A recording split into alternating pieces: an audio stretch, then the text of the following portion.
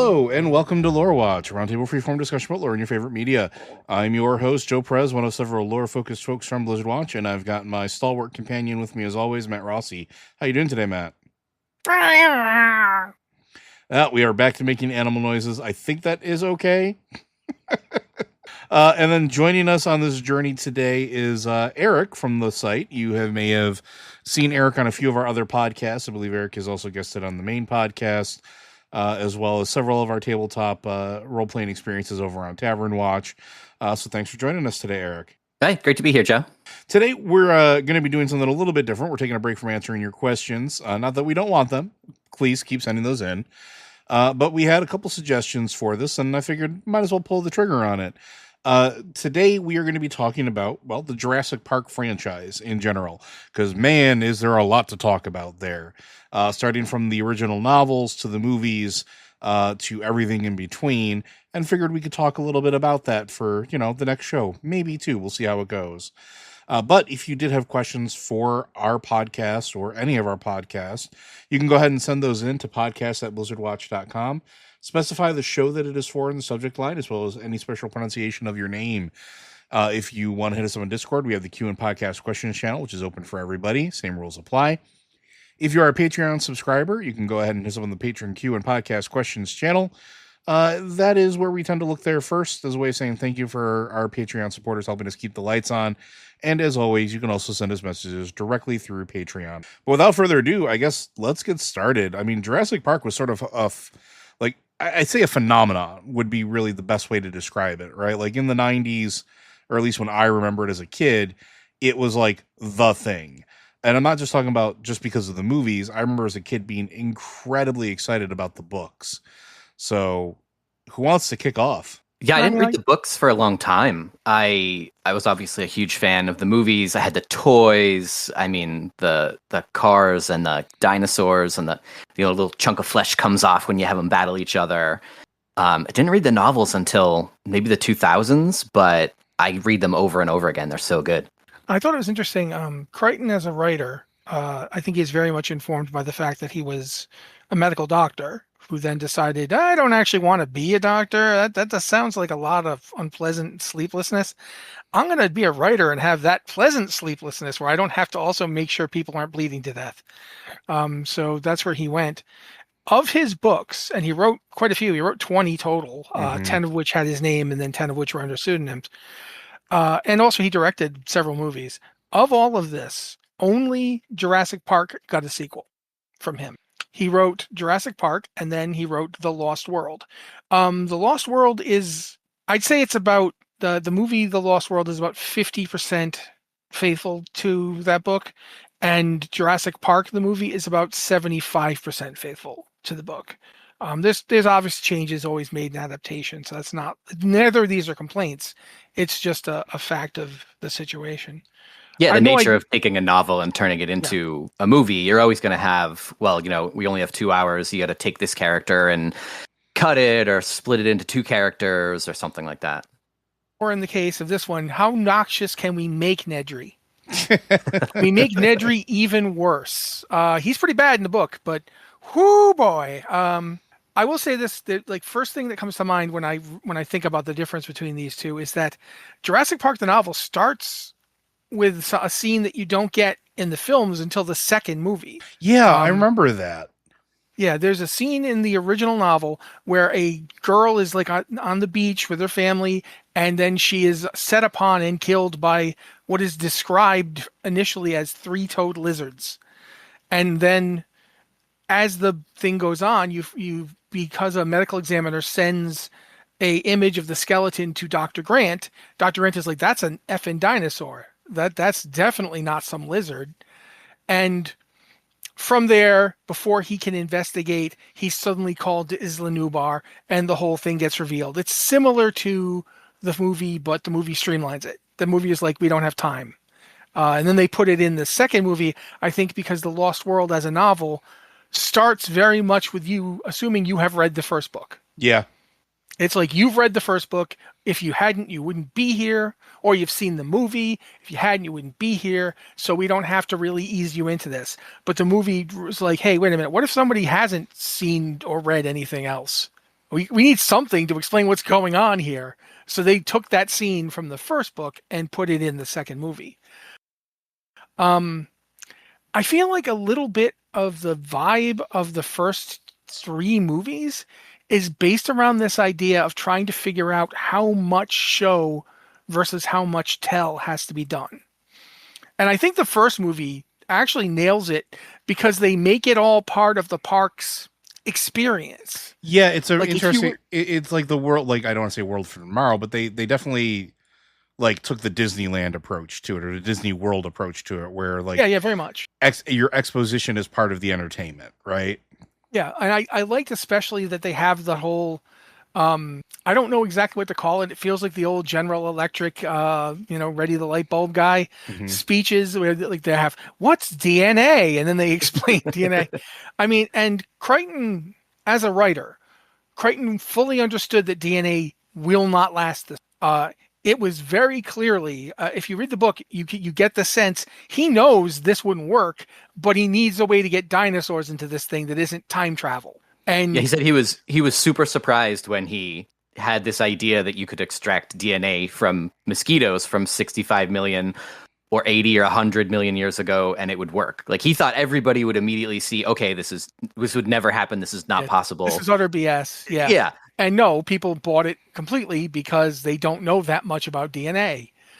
So that's part of the thing I like. I also like that it kind of, in a weird sort of way, by choosing Sir Richard Attenborough as the John Hammond of the movie, you make him seem like nicer at first. In the books, he's somewhat sinister. In the movie, he seems nicer at first. So the true scale of his negligence is even more shocking. Should we do like a quick synopsis of what the heck is actually happening, or let's not assume that everybody listening at home has seen the original movies, or read the original novels. Let's if you want to give a brief synopsis, go for it. Okay, I'm going to try and do this without. This is going to work more or less for both the book and the movie as best I can.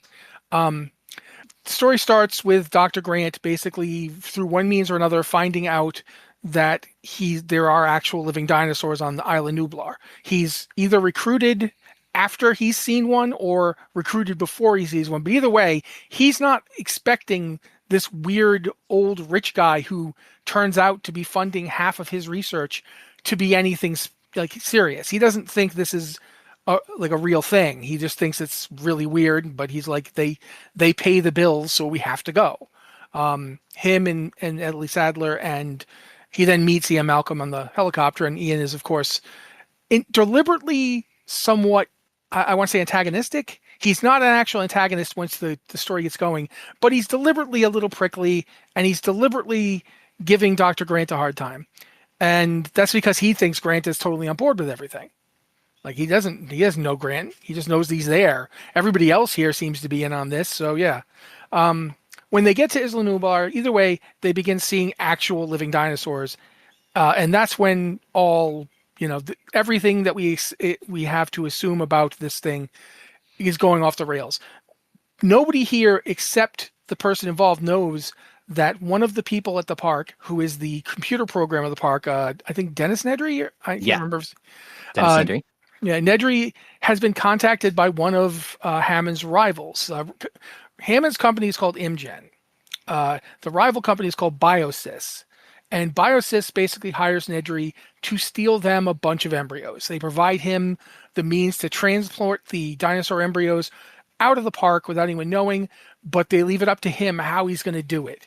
He decides he's going to sabotage the computer system because the entire park is extremely automated.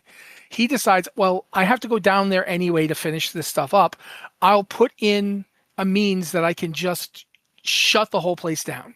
The security will go down, all the cameras and equipment will go down, and I'll be able to literally walk in, take the embryos, and walk out, and nobody will know I did it.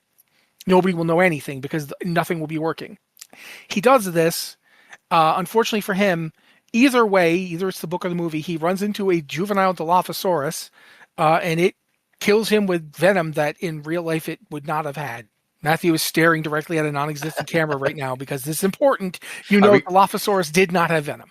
Are we going to have a inaccurate dinosaur running count? No, but we'll have that one, and I'll probably make some more later. But I'm not going to actually like make it a ding. Okay. Okay, But, I'll make a mental note. Matt Rossi has stared at the camera menacingly one time. Yeah. In terms of what happens next, as I said, Nedry is killed. The embryos are lost. Meanwhile, the site's engineer, who in the movie is played by Samuel L. Jackson, so unfortunately I can never remember his real name, and I just call him Samuel L. Jackson in my head. Arnold? What's his first name? I don't remember. Mr. Arnold, yeah. Yeah. He decides, he's looking over what Nedry did. He's looking over the code. He's like, look, I'm good, but I'm not this good. The only way I can get this to stop doing this is to completely shut down the entire park and then bring it back up. That's all I've got. And if I do that, obviously there's stuff that's currently still running that will stop running. And Muldoon, who is, I believe, the park ranger, and he's in charge of animal. Essentially, he's generally the guy game who's in charge master, of, essentially. Yeah, game warden type thing. It's his job to keep the animals. He's like, if you do that, at least some the raptors are going to get out. The raptors are ridiculous. They're not Deinonychus. They're Velociraptor. Wink, wink, nudge, nudge. Okay, I guess that's number 2. But he's like, they're going to get out. I need to get down there and make sure that they don't get out because they are enormously dangerous. While this is all happening, the group of Dr. Sadler, Dr. Grant, technically Dr. Malcolm, Ian is also a doctor, and the 2 children who are the grandchildren of Mr. Hammond are out in the park when their rides effectively shut down. And as a result of this, they're stuck there at the Tyrannosaurus paddock where the Tyrannosaurus shows up. I'm not going to sit here and try and all the ways that Tyrannosaurus is wrong. It's really wrong, but we don't have time. People didn't know this back then. That's not their fault. The Tyrannosaurus initially is just kind of curious. It's not, even in the book, it's not really acting aggressively. It's more like, what are these things? Why are they here? How come they didn't bring any goats? I just ate a goat. I'd like to eat more goats. Do they have any more goats? One of the people on the ride, who I believe is one of Hammond's lawyers, is killed. I think in the movie, I don't know if he's even in the book, but he's definitely killed and eaten by the Tyrannosaurus, mostly because he runs and gets its attention. Yeah, prey response immediately triggers hunt response. Yeah, not going to talk about the eye thing because it's not true, but we don't have time. But regardless, all hell breaks loose. Some of them get away. I believe Dr. Sadler, Dr. Malcolm, although he gets hurt, and I forget who is driving, but one other person, they get away, but Dr. Grant is unfortunately stranded with Hammond's 2 grandchildren, and they have to physically get themselves out of the park. Luckily for them, this is around the time that Arnold shuts down everything. So they manage to climb down an electrified fence, and they only get hit at the very end of it. But they're stuck down there. There's a bunch of traipsing across the land trying to get back, while Sadler and Malcolm get back to the main lodge and find out everything went down, everything is wrong. The game warden is eaten by a velociraptor. If it actually had been a real velociraptor, I would have been funny as heck to watch that. But either way, he's eaten by the raptors. They have to go and try and restart stuff that's currently off so they can contact somebody outside the park. They manage it. I believe Dr. Sadler does this, at least in the film. Meanwhile, Dr. Grant manages to evade yet another Tyrannosaur attack, but this time he wasn't attacking them. He was attacking a herd of, know that they were oviraptorids of some kind, but I can't remember which ones. But he manages to eat one of them, and that's what he was trying to do. He wasn't going for them. Another good thing, I think, sometimes I complain a lot about the dinosaurs in this movie, but for the time, they're actually really good. Tyrannosaurus doesn't act like she's not a movie supervillain. She's a big, hungry animal. Yeah, and I mean, we also have to take it with a grain of salt too, because and this is just for as we're talking through the story, Matt brings up a point here that I think we should keep in mind when we talk about the rest of it, is we didn't know everything we know now, right? Like this is absolutely not. This is still like very early in the discovery of like the truth, or what we can surmise as the truth of, what dinosaurs look like, acted like, or what we can surmise from the evidence we have and the technology at the time. So a lot of this was just inferred off of what we had available to us. See, as one example of that, as we move on, the reason that the bigger raptors from this movie are called Velociraptor is because of a dinosaur paleoartist named Gregory S. Paul, who basically argued that Deinonychus, the larger at the time dromaeosaurid, and Velociraptor, the smaller of the dromaeosaurids at the time, were the same animal. He argued it was the same genus. And so when Crichton called that animal Velociraptor, he did it purely because Velociraptor is a cooler name, and as far as he knew, both animals were basically the same. So that's not on him. That's on Gregory S. Paul, who has committed many crimes, but is also at the same time very important and did a lot of good things. So it's very hard to deal with Gregory S. Paul, and he's not involved in this movie at all or the books. So we're going to move on now. But at this point, you've got the two forces converging. You've got Dr. Grant and the two Hammond children trying to get back to the visitor center, while you've got Dr. Sadler, Arnold, and Dr. Malcolm essentially trying to get them all off of this place alive. When Dr. Grant and the Hammond children get to the visitor center, the raptors, having just killed and eaten Muldoon, get there too. So there's a whole, in the film, it's extremely well done. In the book, it's actually scarier, in my opinion. Oh yeah, no, a lot of these things are scarier in the book. I was gonna say the book makes it a lot more terror-inducing in a lot of these scenes, and the movie definitely had to tone that down to make it a little more broad audience palpable. Yeah, I don't think people are going to want to watch children have nervous breakdowns. No, and go ahead, Eric. You're not going to get children having nervous breakdowns when they're reading a novel. It's not really, aimed at them. You put a PG-13 sticker on a movie and it's about dinosaurs. Kids are going to see that movie, so you got to scare them, but you don't want to terrify them. But I mean, literally the scenes of the teenagers, because one of them is a teenager, the other is like a tween. I believe he's 11 or 10 or 11. The two of them do have emotional breakdowns and are very close to dying in the book. And whilst in the movie, obviously they're in danger, it's not portrayed as aggressively. But however you want to look at it, they get chased around. They finally all manage to get together. They realize we have to get out of here right now. They've managed to reach off the island because of Malcolm and Sadler's efforts with the radio. And just as they're about to get killed by the velociraptors, with big old quotes next around them, the Tyrannosaurus shows up and begins eating them. Because, hey, they're here. This is one of those weirdest scenes where it's very unlikely the Tyrannosaur would care, but, it works for the plot. Either way, there's the pithy moment at the end of the book / movie. It's a little bit darker in the book again. That's going to be true throughout. Because keep in mind, this is the guy that wrote the Andromeda Strain. Like, calling him a horror writer is a pushing it, but he definitely had an edge in that direction. Basically, Hammond is like, yeah, this was a terrible idea. I really thought I could make it work, but no, we're not going to do this. But unfortunately, that leaves them with a big island full of dinosaurs and several other big islands full of dinosaurs that they used to make these dinosaurs. Yeah, because not everything was contained to one island, and I think they laid that out in the book a lot better than they did in the movie. Yeah, and especially once the Lost World comes out. Yeah, because they're really upfront with it. Yeah, in the Lost World, they definitely are. The movie made it, at least the original movie, definitely made it seem like it was mostly contained to a single island. But like this was, I think an archipelago is really the best way to put it. Like I think that was what it was described as. Yeah, because it was a That's chain why of, they have Isla Nublar, Isla Sorna, I forget the third Isla. But there's at least 3 islands involved. I think they've now pushed it up to 4.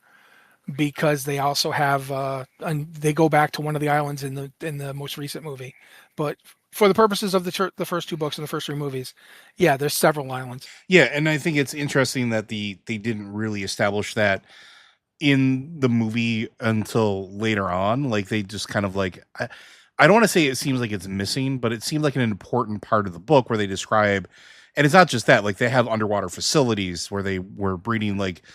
Specifically the waterborne dinosaurs. Like there was a whole like production chain, I guess would be the best way to put it. I don't really have a better way to say it. No, because these were experimental procedures and many of them didn't succeed. I mean, there were lots of them didn't hatch properly.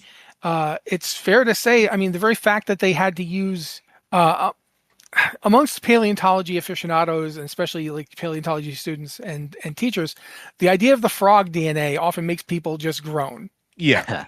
But the fact is, they had to come up with a way that they could make these things. There's no living relatives that could lay eggs big enough. You've got to come up with something. There's got to be a way to do this. Why they didn't use bird DNA, I'm not sure, other than the idea that frog DNA is simpler or because it's more primitive, which isn't true. But I'm not sure. I feel like they had to do a primer of what DNA is in the first movie to kind of explain that, because you can assume an audience in 1993 isn't going to be up on that, but they don't go too far into it. And when you know a little bit more about it, I mean, we share 80% of our DNA with bacteria. We share 90-something% with other animals. So it's. I mean, it's if you want to talk a chimp, yeah, absolutely. Yeah. Humans and chimps are so similar that it's kind of surprising we don't hybridize. That we're actually closer. We are closer to both chimps and orangutans than lions are to tigers, and lions and tigers can hybridize. So it's interesting that we apparently can't. So I think there's an undercurrent of the scientists were being irresponsible. I mean, they hit it over the head in the movie with the scientists were so concerned whether they didn't stop to think if they should. They spent a lot more time in the novel, like really extending that and making them like careless and evil, and like they don't even know the names of the dinosaurs. Like Henry Wu is a bigger character in the novel and doesn't even know like how many species they've had. They're labeling them as like versions. He's like, not even an expert on dinosaurs. He's an expert. No, he has in no DNA. idea. Yeah, he's a geneticist. Yeah. And they don't know what the DNA is, so they just grow it and they see. And then like there's an enzyme that's making a protein fold wrong and the dinosaur dies horribly, and they like go back to the drawing board. They treat it like software, and so they really kind of make those characters even more evil and careless than they are in the movies. I think if you've seen the Titans Gate crisis from last year, that same idea of move fast and break stuff that works in software development to a degree. I'm sure right now Joe is like, yeah, it works, Matt, really, keep telling him that. But regardless, it doesn't kill people as much in software as it does when you're applying it directly to things like an animal. But it's definitely personified in Dilophosaurus itself. Mm-hmm. Because the Dilophosaurus that's portrayed in the movie, it's wrong. It's way wrong, and we knew at the time it was wrong. But the reason that it's like that is to show, okay, what don't we know about Dilophosaurus because all we have is bones? And it's got venom glands. It's got, that's stuff that we wouldn't immediately know just from looking at the skeleton. But it's you also can't assume. Oh, go ahead, Joe. I was going to say, but it's also something that can be explained by the experimentation, because depending on what frogs they use, they could all of a sudden become venomous. There are frogs that spit, hot, I want to say hot bodily fluids at bile at like excruciating temperatures at predators. Like these are things that, we know frogs can do because even back then we had accounts of this. We had videos of it. We had the Attenboroughs of the world and all the old school adventurers and people that were digging into the current world that now sort of it gets explained at least with a little bit of a hand wave. So again, this is the difference between the book and the movie, because in the movie they don't really dive into that, but they kind of almost explain it just by the fact that they say they used frog DNA. And in the book, they go into much more. Yeah, it's much more involved. They go into much more about the sequencing and the genomes and going back to Eric's point, which I think is really fascinating. And this is something again that leans into sort of the horror of the book. Again, that experimentation, that callous disregard for life, the idea that these are just numbered experiments. And I believe in the book, and it's been a while since I've read it, there's even recounting of terminating surviving ones that didn't meet or were not at expectation. So there's a whole scene. Yeah, they absolutely do mention that. There's a whole scene where Henry Wu and John Hammond are sitting in his like bungalow, which they retreat to from time to time to eat ice cream in the novel. And Henry Wu is like, let's just start over because we've learned a lot, and you want the animals we have are too fast and they're not what people are expecting. And you want people in a theme park to see what they're expecting. and the dinosaurs hide a lot, and when they come out they're too fast and they're like getting sunburned and stuff. So he's like, let's make them slower and go back to the drawing board and add this. And John Hammond is like, people want to see real dinosaurs, and Henry Wu explicitly says these are not dinosaurs. These are monsters. These are animals that we've created by taking some dinosaur DNA. Yeah, I think he uses the word chimeras or something like that. Yeah.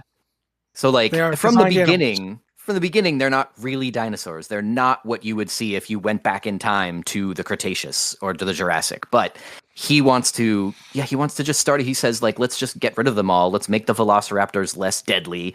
Let's make the T-Rex, more slow so people can catch up to it when it walks by. Yeah, and there's not only is that the case, but there's also the one theme of the book and the movie that is shared by both is the concept that they think they've got it all under control because they've made the animals lysine dependent and all the animals are female. Like, so these animals can't reproduce by themselves. This is a classic 90s trope, by the way. This is not the only 90s movie involving genetic splicing that said, oh, we're going to make them female because they're more docile and they can't breed. Yeah. Yeah, in this case, they don't say anything about docility because they know I think at this point, even they know full well that female dinosaurs were larger in many cases. Mm-hmm. But by everything being female, there's nothing to impregnate them. And by everything being lysine dependent, they will die if they don't get a food supplement that they wouldn't get from eating the stuff on the island. This is terrible in several reasons. As I think even Ian Malcolm points out, why didn't you just make them all male then? Mm-hmm. Because if they were all male, they wouldn't have, the ability to gestate an egg, and if you had not, the lysine dependency, the animals begin finding things with lysine in them and eating them once they get out into the wild because they're dependent on it. And therefore, if they don't do that, they'll die. And it's like the idea. Go ahead. In the novels too, there's an undercurrent in the first novel of this mystery of have the dinosaurs already escaped the island? And before the novel even starts, yes, the dinosaurs have escaped. And then one thing that's not in the movie is that the kids see the boat leaving from their tour, like halfway through the novel, and they're looking at it with binoculars, and they see baby velociraptors on the boat. And the whole time they're trying to get back, and there's this urgency of trying to get back to the control room to call the boat and say, turn around or you'll let velociraptors loose on the mainland. And the lysine contingency where they will keel over and die unless they're given that supplement, it's another like hubris kind of thing where they think like the dinosaurs slip into a coma within 12 hours. And like, first of all, it just didn't work. But second of all, the dinosaurs got around it by just eating the foods that are rich in lysine. Yeah, they started eating beans. Yeah. They find like paths eaten through lima bean fields that are in like a razor straight line. And it's because the animals are migrating. They're moving like in one direction and they're eating all the beans as they go because they've figured out that they need those beans to survive. Well, it's like, imagine if you said we've made it so human beings can't generate vitamin C. And that means they'll be contained because if they don't get the vitamin C from tropical plants, they'll die. Well, we couldn't, and the humans figured out how to get vitamin C without making it themselves. Well, and here's the same thing. Here's the hubris of it, though, too. Just for those of you that at home that maybe are like, well, what the heck is lysine, or why is this such a bad idea? Lysine is a naturally occurring amino acid in a lot of different foods and proteins. So things that are high in lysine: beef, chicken, lamb, pork, tuna, salmon, sardines, cod. If you have a cat, you have an animal that is lysine dependent. Yeah. We technically are. You are lysine dependent. So, I mean, like, it's one of the worst things to make it dependent on because it just naturally occurs in so many things, whether it's dairy and eggs or beans and nuts and seeds. But it is a perfect critique of that techno-capitalist mindset. Yes. Where they went with the cheapest thing they could think of because it's easy to get, and then just assumed they could keep the animals from ever getting it. Mm-hmm. In that thread, they also don't test it. They don't, take an example dinosaur and say, okay, let's take this one off the lysine and see how long it takes and see how it actually works. Because in the novel, they say they're too valuable. Like, absolutely not. Like, they would be able to find out there's some disease that's going through the dinosaurs, and they would say, like, if we could do an autopsy, we'd really be able to figure this out better. And Hammond is like, absolutely not. These dinosaurs are priceless. So you can wait till one dies. Yeah, and I mean that is a perfect encapsulation of essentially the first movie and like the story that it's really setting up, and the book, the very first novel. And a lot of this is just, and I mean we've seen it before. It's partially anti-capitalistic, it's partially anti-technobabble, but it is endemic of the time. We already started to see this happening, and I mean there are many reasons that Michael Crichton didn't want to be a doctor anymore, or a medical doctor, and a lot of that I think is involved in this novel, right? Like there's a sort of like, I don't want to say morality undercurrent to it, but it definitely is a part of the story. Oh, no, absolutely. The moral is the story. It's the moral is the message here. And the moral is when you put price above everything else, lives are inevitably lost. Yeah. And those lives are lost not in spite of you, but because of you.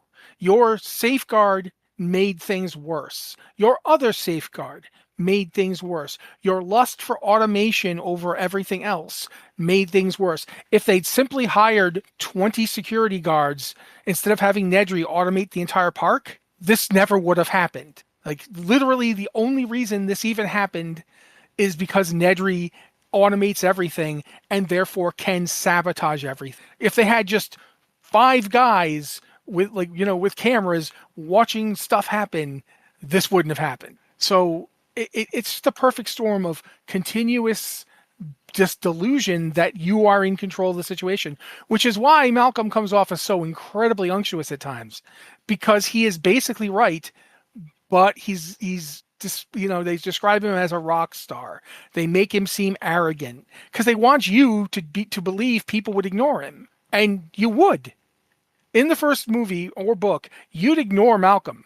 Yeah, he acts like he already knows everything. He shows up and he says, obviously, and even in the novel, it's even worse because he's like, I've already seen 6 things that tell me that your experiment's gone wrong and dinosaurs are escaping. Like and everyone's like, how do you know? And he's like, isn't it obvious? And then like another chapter later, he gets to his evidence and things like that. But he really leans into them. I think in a way, it's very lucky they got the actors they did to play these roles.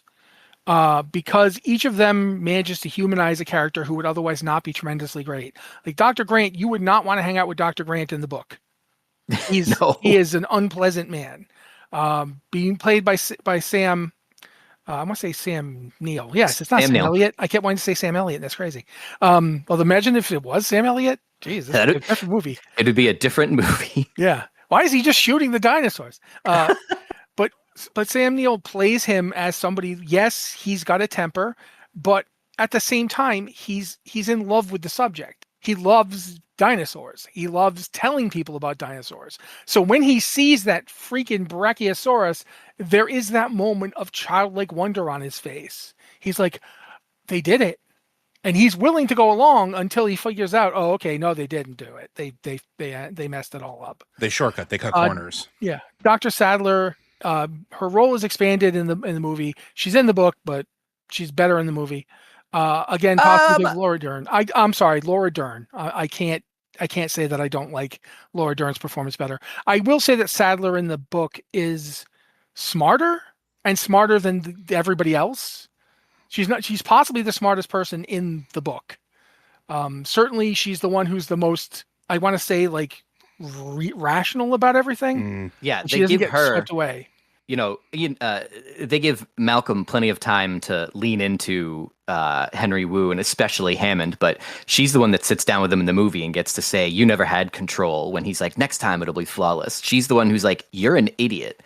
But also in the novel, the raptors are surrounding the whole compound and the survivors are there and they have to distract them from eating through the roof. And she's the one who opens up the gate and walks into the fog to the point where she can't see the gate anymore to get the raptors to come after her. And then she runs back in with 2 chasing her and dodges them and gets back in. So I think that she's the coolest character in the novel and the movie.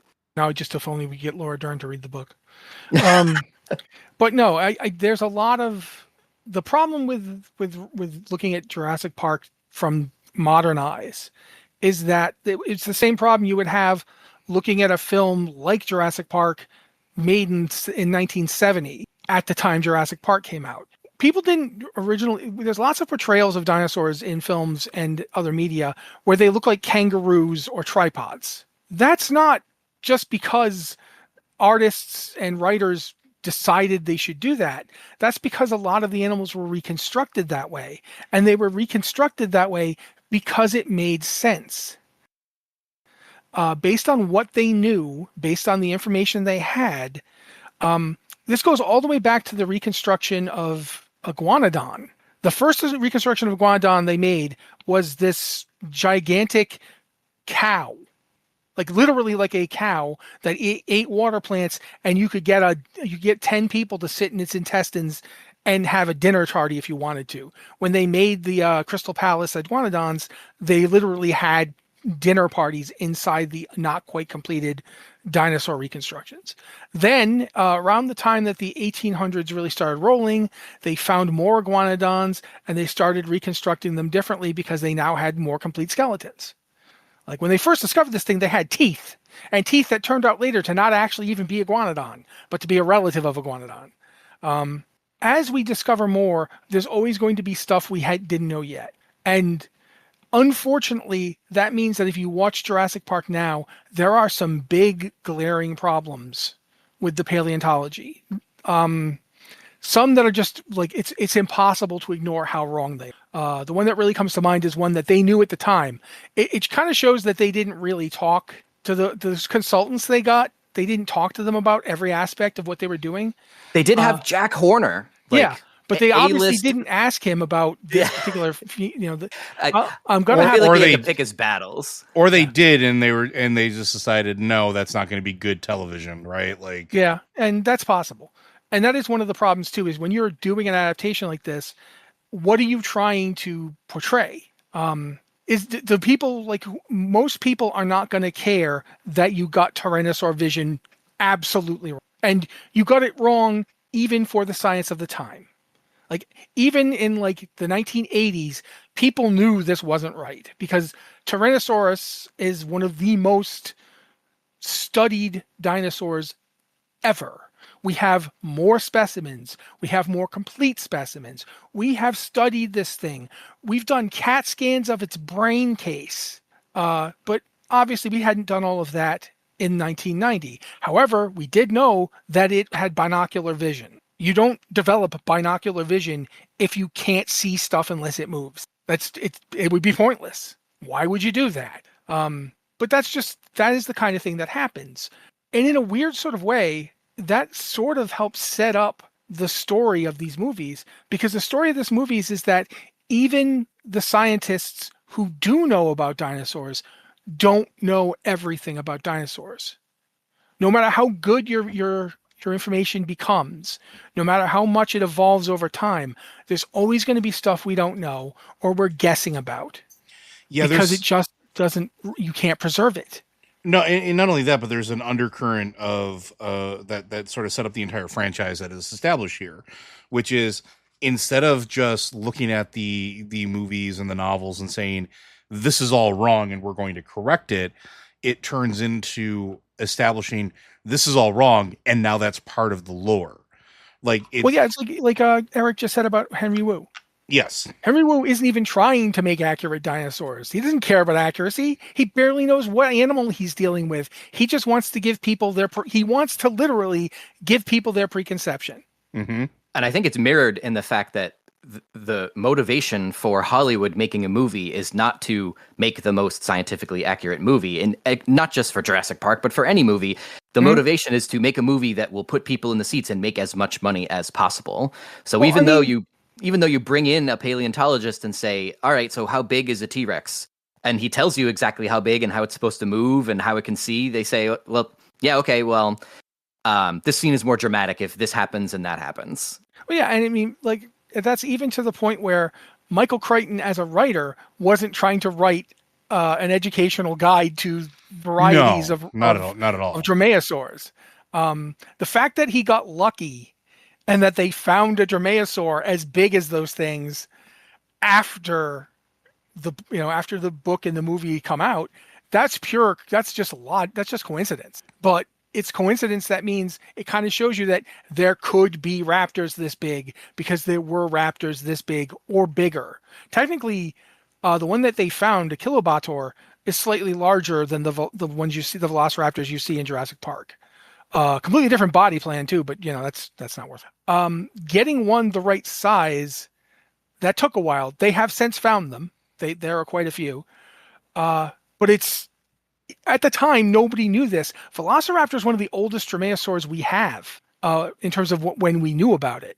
The Dromaeosaurus itself wasn't found until after, and Velociraptor was found by the National History Museum of the Americas on an expedition to Mongolia in the 1930s. There's a guy named Roy Chapman Andrews led an expedition there, and they found, amongst other things, Velociraptor. It then wasn't studied again much by the West until the 1970s and 80s. And that's because World War II happened, then the Cold War happened. And Mongolia is really close to China and Russia, and not so close to anybody else. It was like, yeah, I guess we're going to be working with the Russians. So the Russians put out all these papers that nobody in the West read because most of them don't read Russian. So Velociraptor was a blank slate. It could be whatever you wanted it to be. That, like I said, Crichton could use it because people were arguing it was the same thing as Deinonychus. So why not use it? It's a cooler name. And I think even I love Deinonychus, but I think I have to admit, Velociraptor is a cooler name than Deinonychus. So much cooler. It sounds like a race car dinosaur. I mean, you can even do like, Velociraptor equals distance raptor divided by time raptor.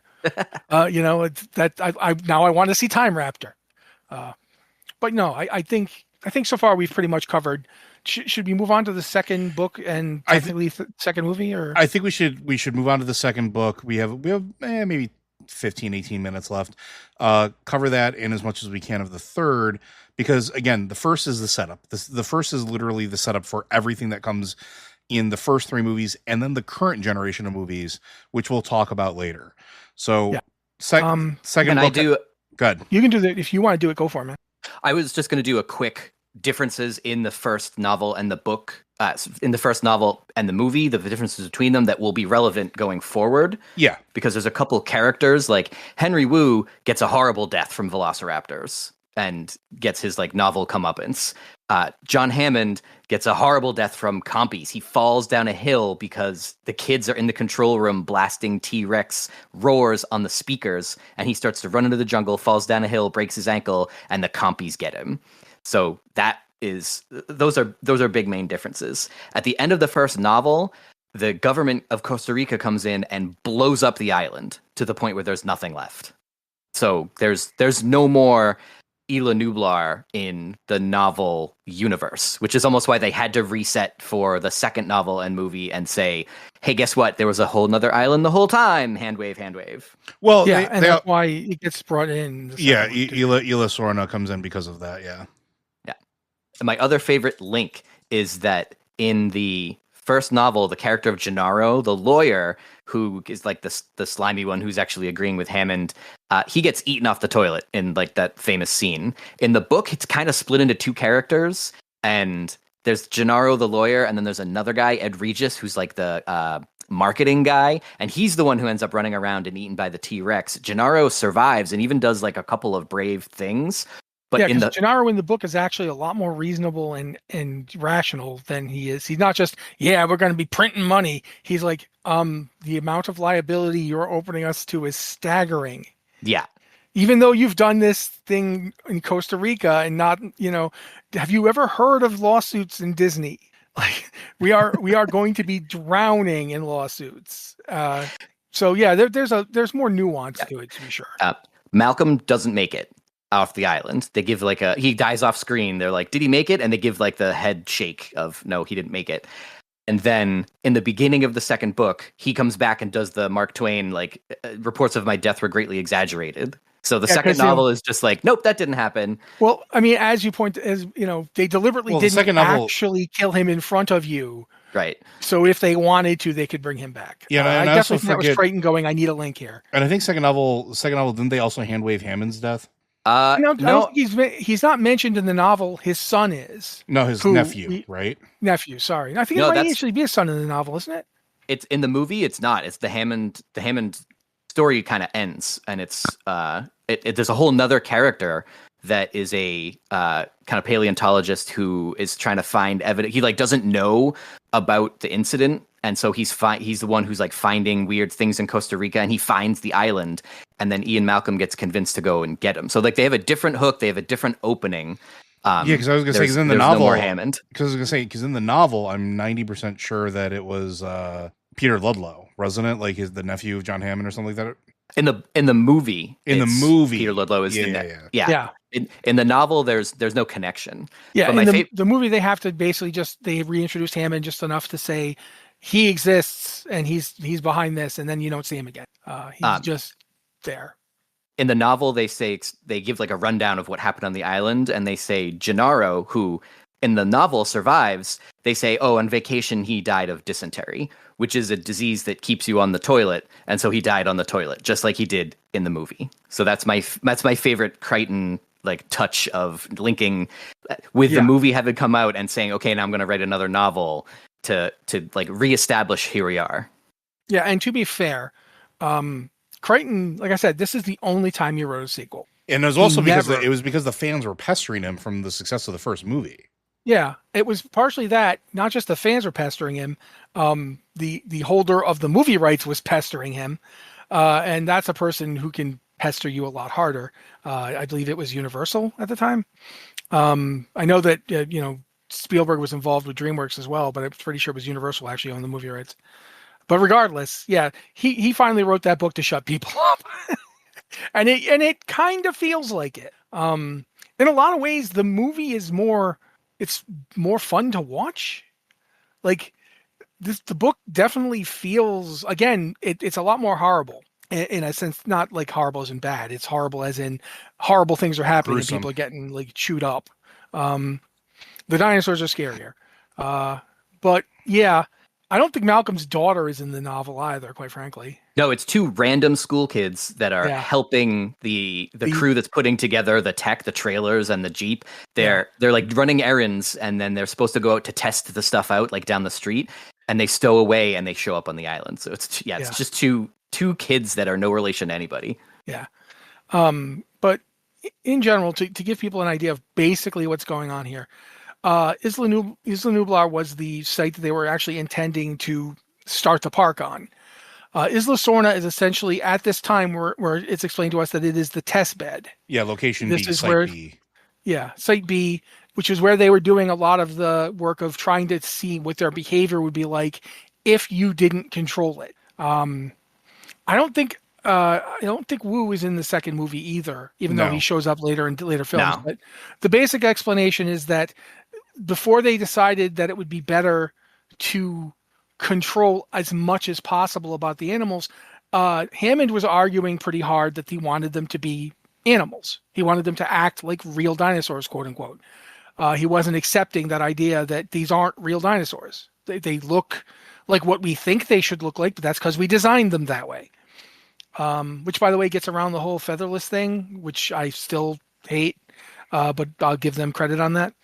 Oh, we could do a whole episode on just the feathers. For whatever reason, Malcolm ends up going down there. He goes up going down there, finds that there are people who are either hunting or attempting to capture the dinosaurs there. Well, yeah, because in the movie Ludlow, the nephew of Dr. Hammond, who's taken over of InGen, wants to go to Site B, which was originally, I think it was abandoned because of a hurricane, which is why they moved to the original park location. That's a big piece of lore that's off screen in the novel and the book. That's like, why this other island is also abandoned with dinosaurs running everywhere? Like a year after Jurassic Park, a hurricane hits Site B, and the researchers there just release all the dinosaurs and run away. Yeah, and that's why there's another island of wild dinosaurs. But the plan here, or at least the one that's presented by Ludlow, is that he wants to go back to Isla Sorna in order to save InGen, which he's now in control of, and is losing a metric ton of money because venture capitalist Dr. Hammond spared no expense, as he said multiple times during the first film, and he wants to open a new Jurassic Park. in San Diego. Yep. Which, by the way, I remember the entire subplot in the first novel about not letting the dinosaurs off the island. Now he wants to take the dinosaurs off the island. Which is kind of like a good critique of the second part of late stage capitalism, where doubling down is a thing. There's very much a lot of doubling down in JP2. JP3, I don't even know how to talk about it. Like it is a lot of decent actors who are wasted on a movie that they just did because they wanted to make a big dinosaurs fight. I don't have a positive thing to say about its plot. I feel like Dr. Grant is completely wasted. The fact that Dr. Sadler is barely even in it is even dumber. But I'm not surprised that the third one wasn't good when nobody who made the first two interesting or good was involved. Mm-hmm. Spielberg isn't even like executive producing at this point. So yeah, it's not surprising.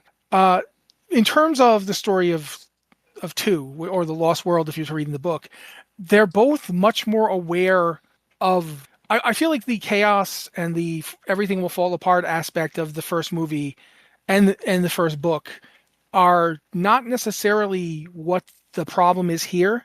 Here it's pure hubris. It is human beings still think after it's been demonstrated that you are not in control of this, they're going to double down and try even harder to control it.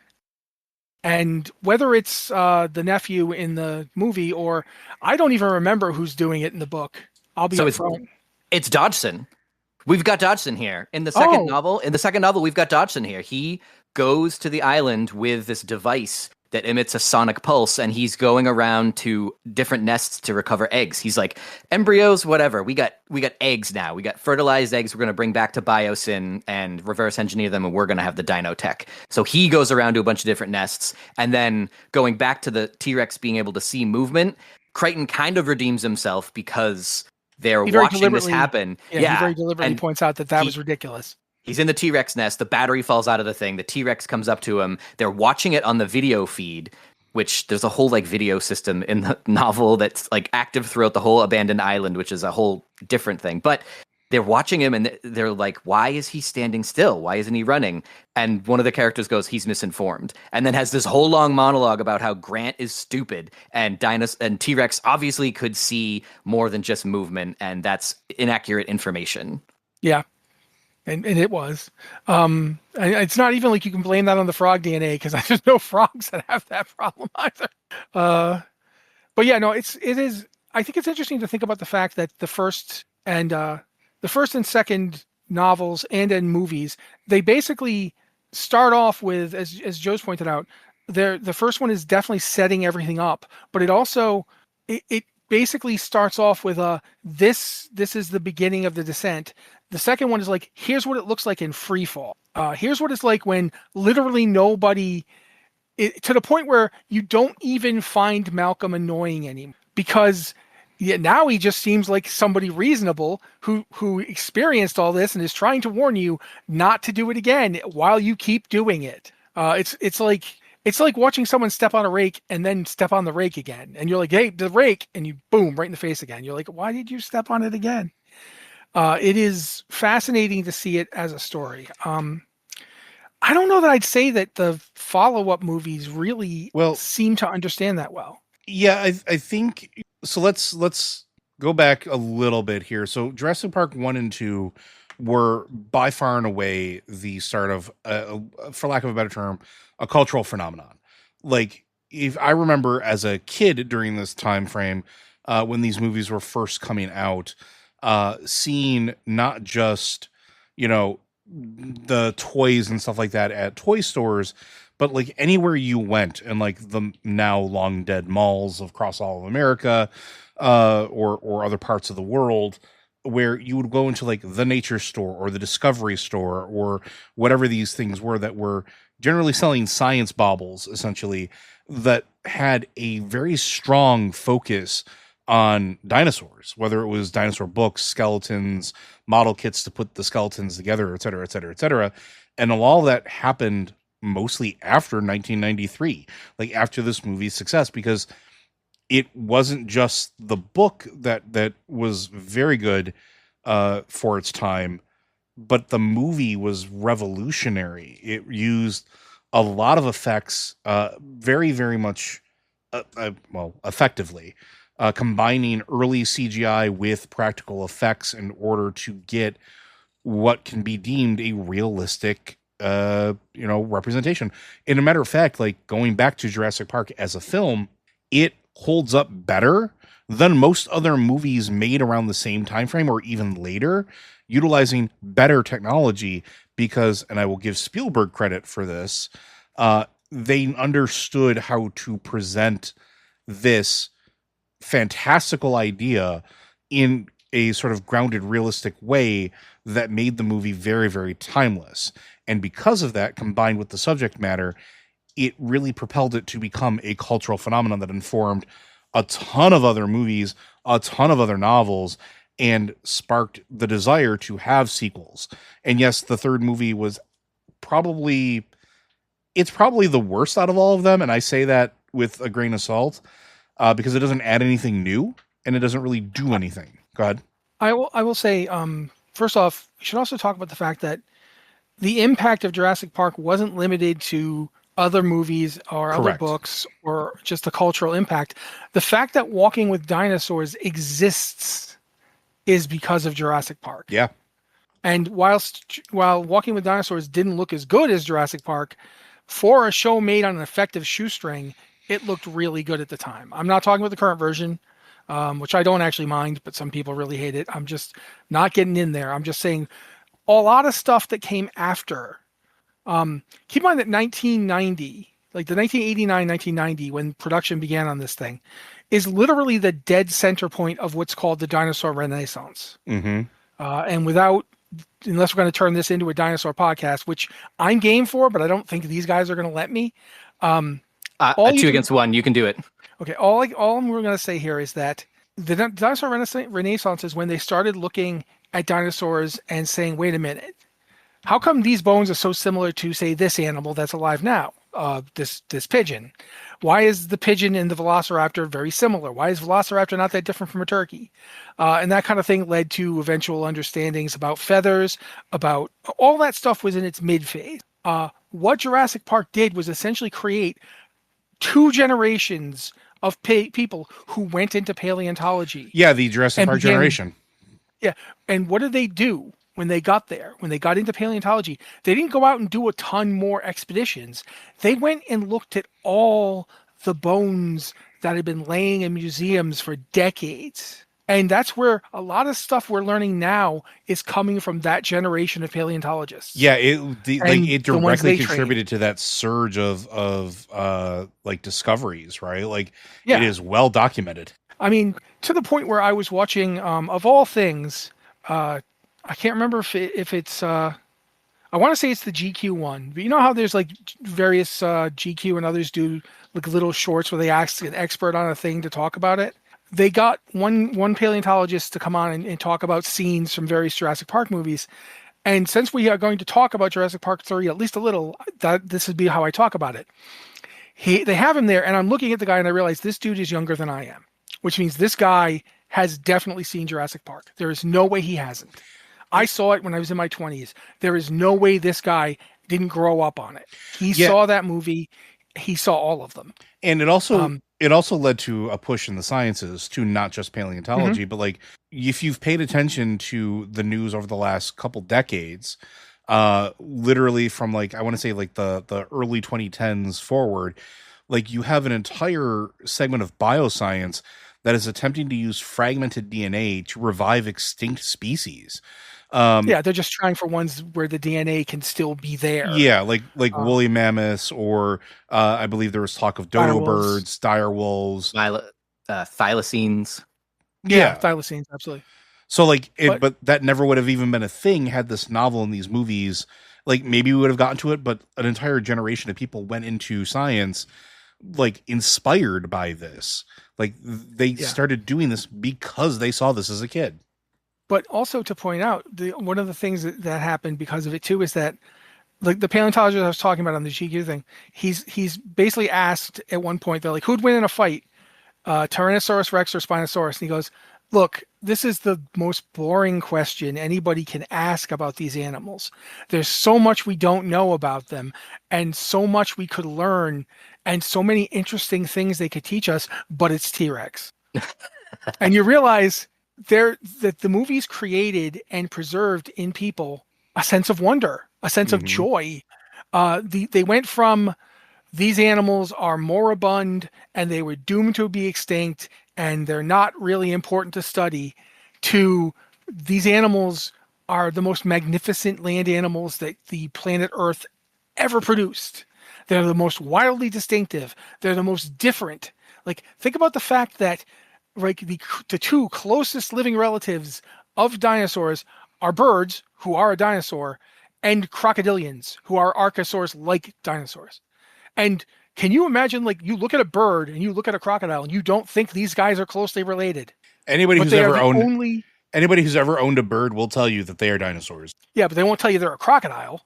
No. But crocodiles and birds are relatives. Technically speaking, birds are reptiles. If you don't count birds as reptiles, then reptiles are not a real group. They're not a monophyletic group if you don't count birds, because there's no way to separate birds out. And that's something we learned because of, not just because of these movies, but because of the people that these movies got interested in this subject. Yeah, the people that got inspired by it. But I think we're going to end it here. I think we're going to continue on in the next episode with what happens after the initial 3 movies, because there's a lot more that happens after this. So I do want to thank you for joining us and remind you that Blizzard Watch is made possible due to the generous contributions at patreon.com/BlizzardWatch. Your continued support means that this podcast site and community is able to thrive and grow. Blizzard Watch supporters enjoy exclusive benefits like early access to the podcast, a better chance at having your question answered on our podcast with a queue, and an ads-free site experience. And again, if you have questions for this or any of our podcasts, be sure to send those in at podcast@blizzardwatch.com. Specify the show that it is for in the subject line and any special pronunciation of your name. If you want to hit us up on Discord, we have the Q and Podcast Questions channel, which is open for everybody. Same rules apply. If you're a Patreon subscriber, as a way of saying thank you for helping us keep the lights on, we have the Patreon Q and Podcast Questions channel, which we have set aside. We tend to look there first, just to, again, to continue that thank you. But with that, folks, we'll see you next week.